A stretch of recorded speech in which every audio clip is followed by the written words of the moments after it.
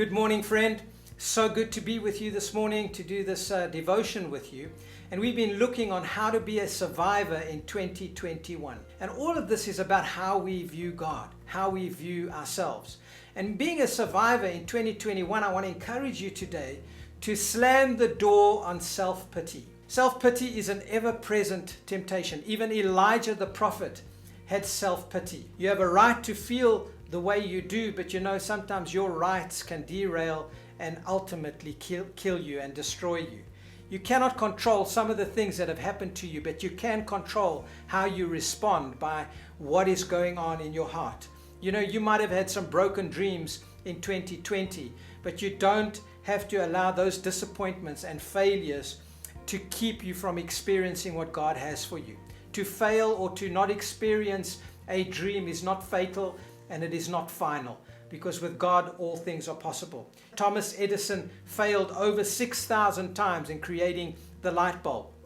He had this desire within him that he was going to see his dream fulfilled. And I want to encourage you today, my friend, in 2 Corinthians 6:2, it says, God is ready to help you right now. Today is the day of salvation. You can connect with God again by slamming the door on self-pity and beginning to dream again. In Psalm 91:14 and 15 in the Message, it says, if you'll hold on to me for dear life, says God, I'll get you out of any trouble. I'll give you the best of care if you'll only get to know and trust me. Call me and I will answer.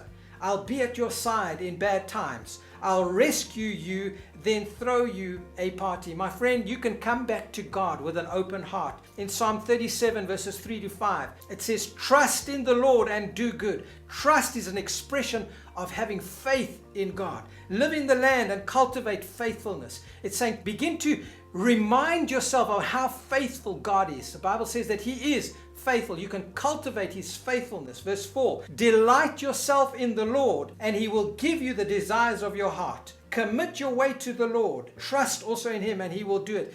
The word delight here, it means to be soft or to be delicate or to be dainty or to be pampered or to be happy about and to take exquisite delight in. It's talking about having a heart that is soft toward God. Don't have a hardened heart because of circumstances, because of disappointments, because of self-pity. Those things can make your heart hard, where you don't come to God with expectation again. It's saying, delight yourself in the Lord and He will give you the desires of your heart. My friend, I want to let you know, let your heart be pampered by God's goodness as you trust in Him and His faithfulness. You don't have to wallow in self-pity, in the disappointments of last year of 2020, but you can come alive to the promises of God as you begin to delight yourself in Him, in the fact that He is good and that He loves you and that He is for you. Let your heart be open and tender and soft toward Him, and He will give you the desires of your heart. Friend, always remember, you are highly favored and deeply loved